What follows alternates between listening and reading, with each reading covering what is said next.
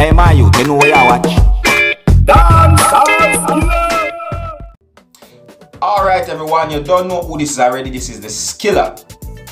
Oliver Newman, a carpenter from Crafts Hill, Clarendon, age 33, died on Easter Monday at the Arthur Seat River in Clarendon, that is near Kellett. You see me?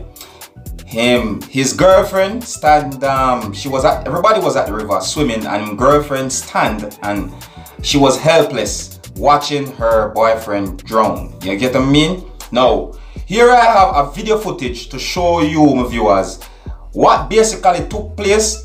However, some people cannot stand certain images, so I have to make sure that them know what they're about to look at. You see me? Now, bear in mind that I did not and I don't show everything because I keep my channel family friendly as possible.